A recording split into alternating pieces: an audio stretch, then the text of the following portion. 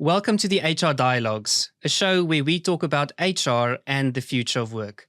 I'm your host, Dr. Dieter Veldsman, and today I'm joined by Amri Johnson to discuss the topic of inclusion and how we can help organizations drive cultures of authentic inclusion. Welcome to the HR Dialogues, where we learn from people practitioners as they navigate the emerging world of work. Amri, thank you so much for joining us on the HR Dialogues. Thanks for having me, Dieter. It's a delight.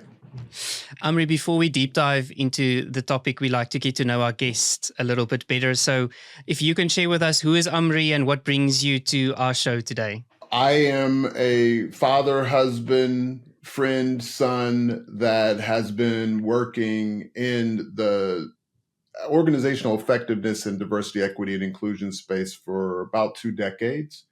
I'm an American living in Switzerland. And before I got into what I do now, I was an epidemiologist. So I took a lot of my public health kind of way of thinking and framing. I'd probably say I'm still an old school public health guy, into the work that I do with organizations. And that jump, Amri, was quite a big one, I can imagine, kind of shifting and moving into HR. What attracted you to human resources and to make that shift? This is a bit of a secret, Dieter. I was really bad at management. I was young. I got thrown into managing about 10 to 12 people that were all, with the exception of 2 or 3, were older than me, more experienced in what they did. And I could tell I just wasn't good at it. And so I had a lot of help, a lot of people giving me support to be better at it. Then I became obsessed with it. And so I started trying to learn everything I could about, anything related to people management, HR, leadership, and eventually ended up changing careers as a result of my ineptitude, getting a little bit better to where we are today. I love that. That's almost that real world experience in the trenches transition. So I appreciate you sharing that with us. Amri, on a similar track, in terms of your own career, what has been some of the best advice that you've ever received that has stuck with you up to now? Best advice. Take care of your people will take care of you.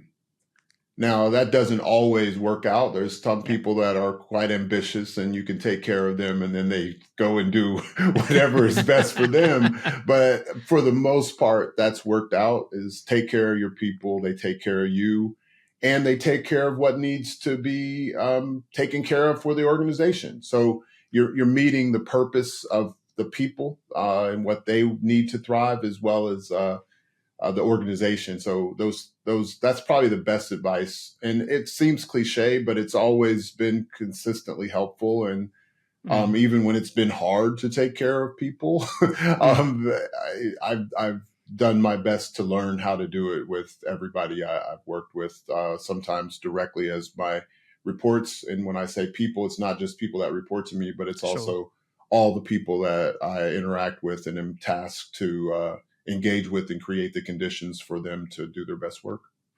I can definitely resonate with that. And I think, for me, it's always been when you have the opportunity or the privilege to lead people, the time that they spend with you should be a good one, regardless of how long that is going to be, and to remember you kind of fondly if they do move on. I mean, I think that's a good starting point for us to also unpack the conversation that we'll be having today. And when you and I last spoke, it was really around how do we start thinking about inclusion in organizations in a very, very different way. And, we can quote a number of statistics over the last 3, 4, 5 years that has raised the importance of the topic, but I think also the complexity of the topic and how it plays out in today's world of work. On the one side, we have new employees that is putting pressure on organizations to take certain stances, that want organizations to have a voice, to stand for something. On the other side, we've got rising inequality due to certain factors influencing the working environment. And it's quite a complex thing when we start thinking about, but what does inclusion really look like? And I'd love us to kickstart and just to take a stab at it and to take a step back really from your perspective. When we talk about inclusion, what are we talking about and how can we think about that and define that? Well, it's a good question. And I think there's lots of definitions out there around inclusion. I think mostly people are starting with diversity and they're breaking it down into individual group identities, which I don't necessarily think is a bad thing. I just don't believe that it works as well as it could, because it sometimes creates this belief that this group needs something significantly different than this group because of their group identity, which is inconsistent, untrue, and generally unproductive. The way we define inclusion at Inclusion Wins, my firm, is any action that creates the conditions for people to thrive and for your organization to be generative. And so what I mean by thriving is, do you know first what people need to do their best work? What can create those conditions? How do you push them in a way that gets them to continuously take responsibility for growing their capabilities? Other times it's really building organizational capabilities and understanding that the organizational purpose is beyond just the bottom line. Obviously, we're capitalists. We want to make money. But if you want a company that's going to last a long time, you need to be really driving your business based on the organizational purpose. Otherwise, you'll just be what Ari DeHose calls a puddle company versus a river company, right? And so we're looking to help companies build these river companies that are always moving downstream towards the ocean or a larger body or whatever body of water, and it's interacting with all parts of the ecosystem, because we're not just here as individuals. So creating the conditions for people to thrive, creating the conditions for organizational generativity are at the heart of what I believe inclusion can be and do with its at its highest potential and the highest transformational potential. There's three things that really resonate with me about what you've mentioned. And I think the first one is the duality of inclusion, if I might call it that it's from an individual perspective and an organizational point of view that has to collaborate and come together.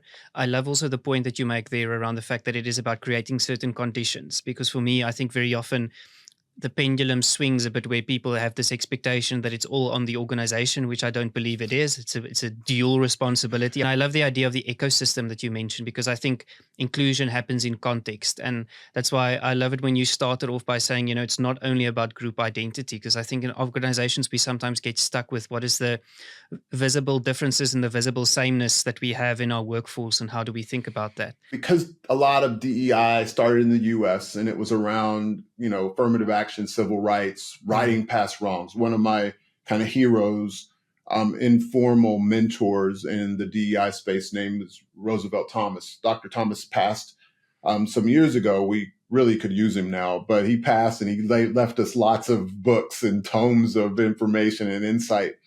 And he had this concept around paradigms. So the diversity paradigms, the paradigms that were called the civil rights, social justice paradigms, and then the other paradigms were the performance paradigms. So as you can imagine, the social justice and civil rights paradigms revolved around doing unto others as they would do unto you, or you would have them do unto yourself. And so that the golden rule. And then, of course, righting past wrongs from those historical places where people have been left out, discriminated against, in some cases even done violence to. So that those dynamics were part of that. The performance paradigms are about what does the individual need to thrive and do their best work, and what does the organization need, both internally and externally, to create the conditions for the organization to deal with its similarities and differences and their respective tension and complexity. Yeah. So, I've had a lot of conversations with clients when I walk in the door, like, we're focusing on women. What can we do? Can you do a training? And I'm like, no, I can't. No, I'm kidding. I can do a training, but not in a vacuum, and not just about or for women. You can't reduce them down to their sex, first of all, or their gender. You can't reduce them down to any single characteristic, because it's not what they are, it's who. Yeah. And so that I think is the conundrum, is we spend a lot of time on what people are and not enough time on who. And once we get to the who, that's the possibilities open up, because you'll start seeing connections between the who's that don't necessarily look like the group identity that you're placing them with, and that you're ascribing to them. And so I think, to me, that it's not really a dichotomy, because the interdependence of organizational life requires that we're thinking about all the influences and all the different types of diversity in an organization. And it doesn't just reside around the individual's group identity. Some people, I even had some, and I'll make this part short. I had one colleague. She's a philosopher, so she's not a colleague in the DEI space, but I have had a chance to talk to her and her husband, and she's Jamaican. He's Jewish, and they don't believe in race. They're so-called race abolitionists. So when you're dealing with Sabrina, do you go to her as a Black woman? Yeah. But you can't, because she doesn't subscribe to it. Yeah. So you go to her as Sabrina, who happens to be Jamaican, who happens to be a philosopher, who has happened to live in Europe and Jamaica and the US, who's a professor, and all kinds of other, dimensions. Then you give her what she needs to thrive there, and she probably can do that with somebody else who has some similar needs. It doesn't mean it's just that one person, but it does mean you need to understand that person to give them what they need. And I think it's also, for me, it's very often, I think, in organizations, especially when we start thinking and working at scale, we fall into the trap of trying to aggregate things to make them simple and understandable. And I think a topic such as inclusion, because we are dealing with the real needs of human beings who are different and subscribe to different worldviews, and context really matters. I think there is a risk that we sometimes run, in this era of quantitative data, if I can call it that we forget that there's qualitative insight and qualitative stories that sit behind a lot of these different components. Of course. And I love your point also around the fact that, very often people have a lot more in common than what they realize, but we need to go a level lower below the surface to really start understanding, certain similarities or wants or motivations or needs as part of that. And your point on social justice, I think, is such a powerful one that I firmly believe a lot of organizations get stuck in. So they get stuck almost in that phase, and they don't get towards that next thriving phase, which is where I think the real, interesting dynamics start playing out. Yeah. This might seem a little bit askance, but there's been a lot of conversation about trauma, right? And particularly post-traumatic stress disorder. Totally believe that it's important to address, and more organizations are dealing with mental health. But we don't talk enough about post-traumatic growth. Now, I'll tell a quick story. It's an extended story, but I'll make it quick. My niece, she's 24 years old. When she was 22, she had a near fatal accident, car crash in Boston. And she lost her lower right leg as a result of that. Now, she's a mixed race American, very American, grew up in Snapchat world and all that stuff. I raised her from age 14. She lived with me in Boston. So we're really close. We've been close since she was really young. Her father died when she was 5. So I've been almost like her father figure. Yeah. And then I really felt it when she came to live with me. That I was definitely like the father figure, because she treated me just like I imagined she would a father with teenage girls. Anyway, she had this situation, and we kept talking about how could she bounce higher after this. So we talked about that over and over again, and to the point where now she just took a job as a dental hygienist. She's preparing to be a dentist, so she's about to go back to school post accident. And she walked in, and they didn't know that she had a prosthetic, and she did not want them to know. And then at some point she was like, yeah, I have to go to Boston to get a new prosthetic. I probably should tell them why I'm going. So she had been adjusting. They thought it was just, she was adjusting the chair. They thought it was just because she was uncomfortable, but it was uncomfortable because of her leg. And so when she told them that, they were like, oh my God. And she was like, don't start treating me differently. Yeah. So she's been very clear. We can bounce back we need help, we need community, Yeah. but we don't necessarily need to be treated like victims. Yeah. And a I lot of the love social that. justice conversation moved a particular group identities towards victimhood. Yeah. Some people found it beneficial, so they like latched on and like, I'm going to go deep on this. But we see what's happening now. It's not helpful. It's not, it doesn't create agency. It doesn't create what I think is what organizations need, which is to be anti-fragile. So that's what I think a lot of the social causes have created in organizational life. And for the most part, and people might not like that I say this, I don't think it's helped. I did a review not too long ago around anti-racism interventions and social justice interventions, and most of them have resulted in some type of separation or a lack of real discourse because people were scared to say the wrong things. Yeah. And that's not helpful. And so we need to think differently about this thing called inclusion. Yeah, and I think it also points towards we talk about trust, we talk about safety in organizations, and we also talk about the fact that conversations have the ability to move us forward when we trust the intent and we are willing to listen and to respond, and really in that discourse and the dialogue be able to shift us forward.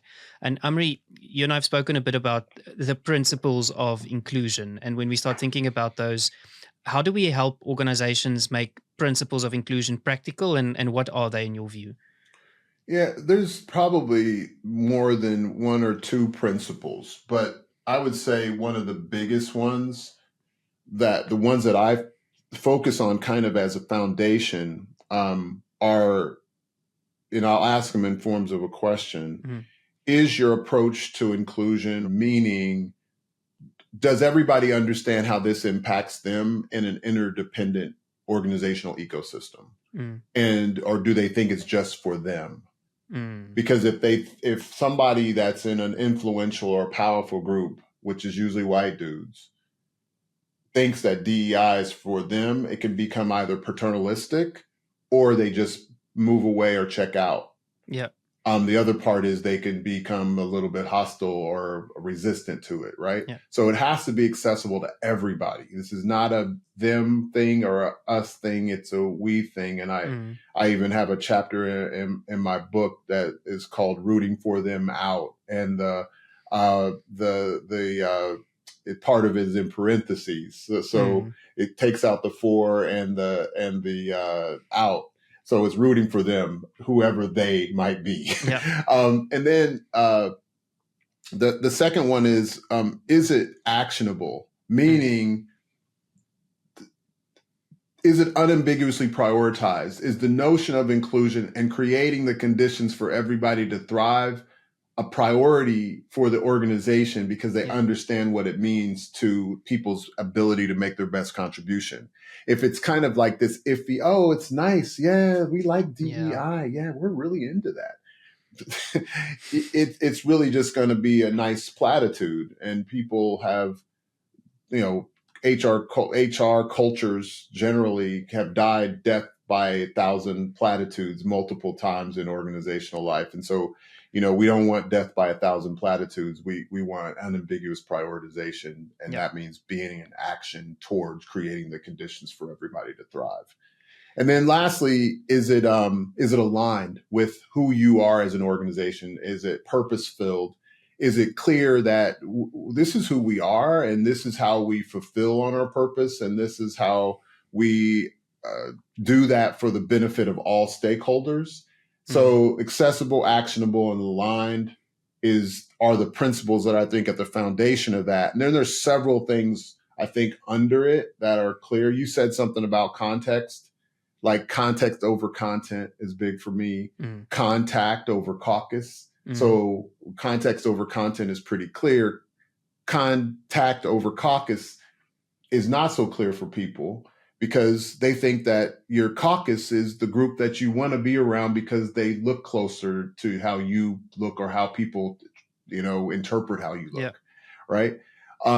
It doesn't mean we can't have caucuses of sameness, but contact historically and data-wise has always created more value for groups than just being in a group that's like you. It's actually how the U.S. civil rights movement actually had movement. Mm. It's because people were in contact with those who were different than them over time, and they created that solidarity and not a power asymmetry. They created a real kind of sense of equality amongst one another and grew it from there. There's, for me, listening to you, there's something also around coherence for me that's really important, right? That component around the fact that there has to be who we say we are, what we do, what we prioritize, how we make decisions, what we decide not to do should all be tying up into this central identity that we are very proud about, because you can't necessarily be everything for everyone, but it's Yeah. much better to be transparent and open. And that's for me where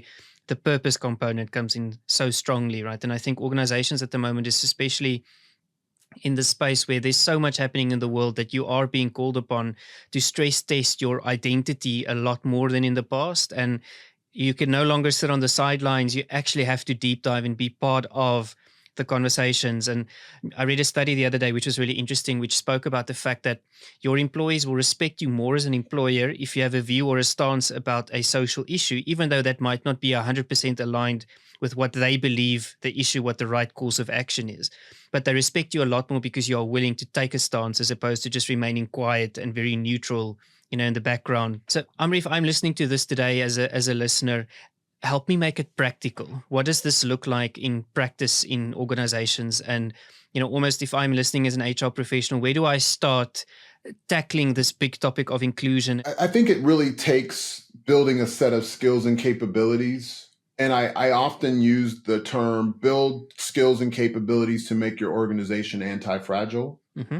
But it also is about building those similar skills, obviously, across the organization and amongst individuals. You can say this is our strategy, but how it emerges and how are people included in that emergence becomes critical all the way through how you're structured, kind of your general social capital, how power is distributed and utilized, how it's told that people want to act with inclusion in mind. And then, of course, you have to talk about it and reward it. So you have to communicate about it. You have to hold people up that that learn these soft or durable skills that they could apply throughout the organization in whatever role they're in, and keep reinforcing that as one way to move forward or move up in the organization. And so I think practically you look at your organizational design, what's included in it, what's not, how make sense with people as much as you can about that and get clear about what they need. How is it impacting your daily work? How's it impacting teams? And then, of course, our employees getting what they need to thrive long term. And even if they leave, they're talking positively about the company because they got those things. And you're doing a service beyond your organization because you're giving somebody those skills to be anti-fragile, to be inclusive, to understand interdependence that they can take wherever they go. So there's a little bit of a charity aspect of this where people leave your organization. They leave the organization better and they enter into an organization that they can consistently make better where the culture is concerned. I love it that you also connected with the process part of the organization, the strategy process, the org design process, how that feeds into policies and practices. Because I think something that we sometimes forget in organizations is that certain decisions that we make, whether that's in talent strategies or in org design or in location strategies, etc., has got certain consequences and implications that we need to be aware of. You just mentioned trade-offs, Dieter. And I think a lot of DEI people, especially the past few years, a lot of people entered into the space. They were in another role and they got this job. They were passionate about it. I'm passionate, but probably not as passionate as some. Right? So I have a side of dispassion about inclusion that allows me to be like, I might be missing something here, or I might be thinking about it in a frame that doesn't necessarily meet the organizational need or context. And so if you're thinking about systems and processes, they usually last longer than than food, flags, and fun, right? And so like the systems and processes usually are endure, and then they can be adjusted when the need arises or when you've created enough agility that you can move through and make sense and get stuff done quickly. That's to me, that's the more transformational direction of inclusion, if we think about it like that, Yeah. versus, did we include every holiday on our calendar possible? Yeah, you should, because you might want to think about when people take off and when they don't. That's one good way to look at holidays and then ask people what they need. That's one policy, though. It's a system. Yeah. And I say it a lot for those who, use the word equity in their diversity and inclusion work, diversity, equity, inclusion. Equity starts upstream. And so it's upstream in most organizations is the systems. And it starts in the candidate experience, for example. It starts with the first conversations about direction and strategy. It starts with values. Yeah. It starts with what you prioritize. Again, unambiguous prioritization. It's all upstream. So what you see is the result of the patterns that are developed from the upstream considerations that were not seen, and the need to have an ability to adjust. And so, go upstream, try stuff. When you see it downstream or midstream, you can be like, oh, we did that. Maybe we need to tweak it, or maybe we need to stop it. And that's what I don't think a lot of DEI people that have been in the space a little bit less time, that don't necessarily always have the org development mindset. I think you can miss the mark even with great intention. No, I completely agree with you, because I think, unfortunately, and I mean, it brings us back a little bit towards the social justice angle to it, right? I think a lot of practitioners get into the space because they do support and appreciate the cause, and I think that's crucially important. However, we've spoken quite a lot today about context and coherence within which it needs to fit in. You need to be able to understand also what does systemic change look like in an organization, and how do we pull certain levers. How do we utilize context to make informed decisions? I want to share, an experience that I had in an organization where they were recruiting in a very big retail environment, and they'd kind of said you have to digitize because they got massive amounts of CV applications. So we digitize our processes. People apply. And then we asked the question to say most of their workforce comes from very rural areas where people don't have access to technology.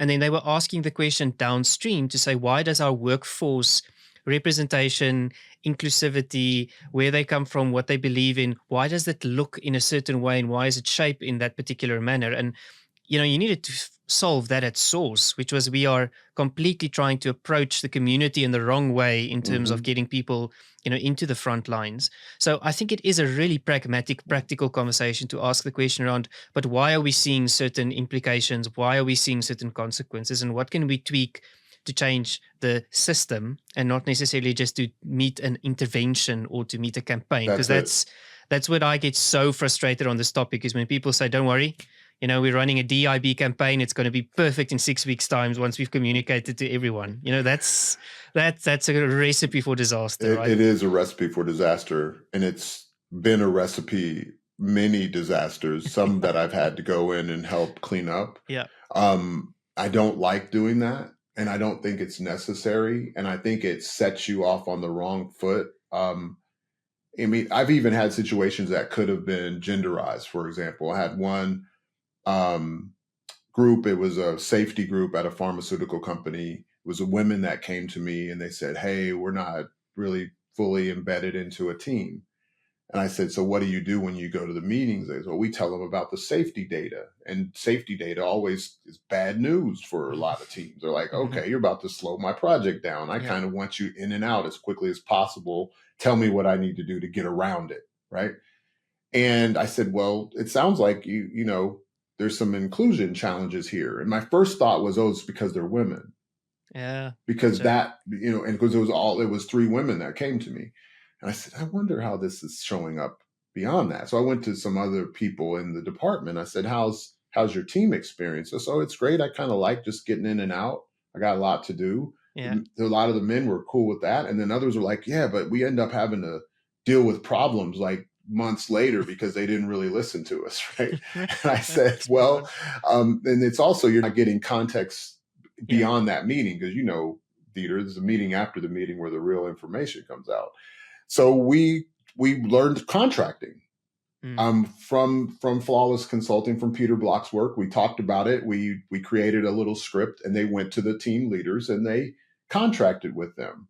Mm. And the Love result that. was they were getting closer to Gantt chart timelines. They reduced the number of safety experiments they needed because they got to the original number more, because they took into consideration all the context before they jumped into starting those safety experiments in the labs.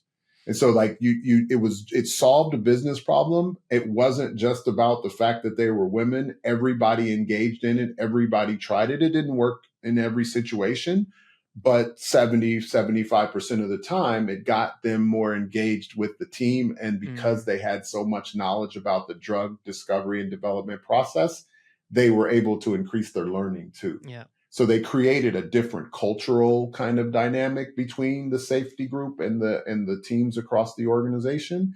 And that's what I mean by this can't just be about going after whoever did the wrong to the other that seems to be marginalized, because it doesn't, it's a band-aid, because you didn't focus on the system. You might need this salve for a short period of time, but you need to be thinking about how did we get here? And let's make sure we can do our best to prevent it. So again, back to me being an epidemiologist, I want to prevent, I don't want to treat. And if we can find ways in organizations to do that consistently, I think we all win. Yeah. Amri, something you mentioned that really sparks a thought with me, right, is we've spoken about context and coherence, and we've spoken about the need to connect it to the business problem. I think something that you're also mentioning here is to connect it to the rhythm of how the business functions and how the business operates. And that brings me to my question, when very often we work with organizations and then they say, we drive a culture of inclusivity. And then I'm like, okay, but what does that mean? Help me understand, culture of inclusivity, or an inclusive culture, or, the value of inclusivity. How do we make sense of when we say we want an inclusive culture? Just in practical terms, what does that look like?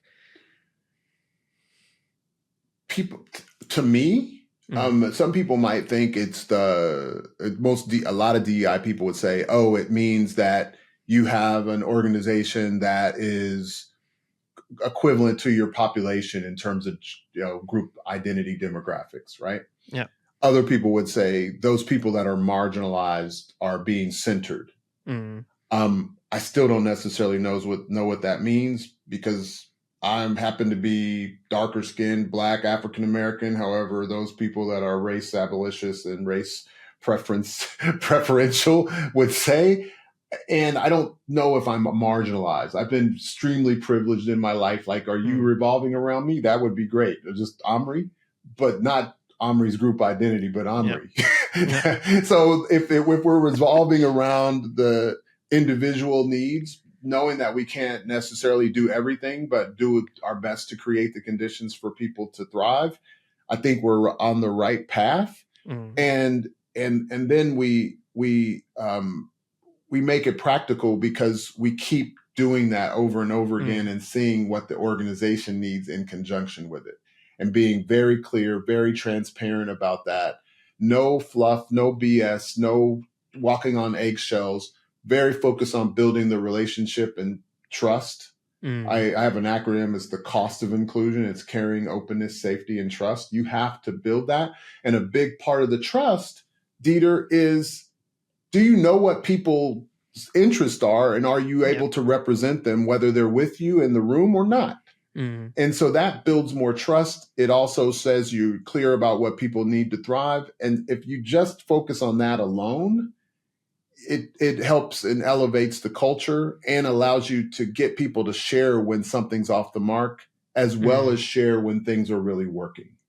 Because most of the time people share when things are off the mark with a small group of people that they think they're safe with, versus sharing and saying this might be getting in the way systemically of all of our thriving. Because if we're interdependent, when one individual can't thrive, it's not a problem just for that individual. It's a problem for everybody.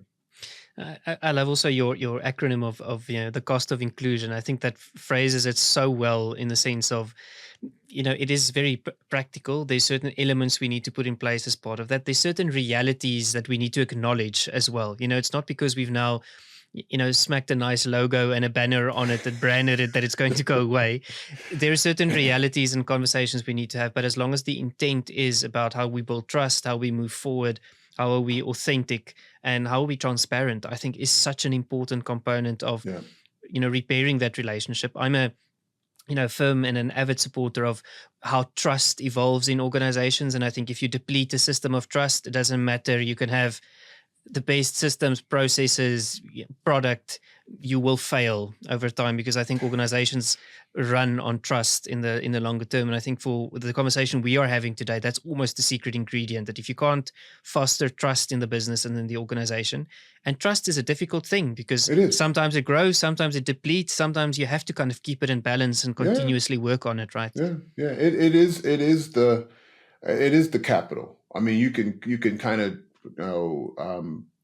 frame it with social capital and trust and reciprocity, but it is the capital. It is the glue, or lack thereof, that you need. And it seems really simple, and a lot of people talk about it, but it's a deliberate thing. It's a set of skills to build trust. It's not just, I'm good at building trust. No, you have to constantly refine it, because you don't know what one person needs from the next.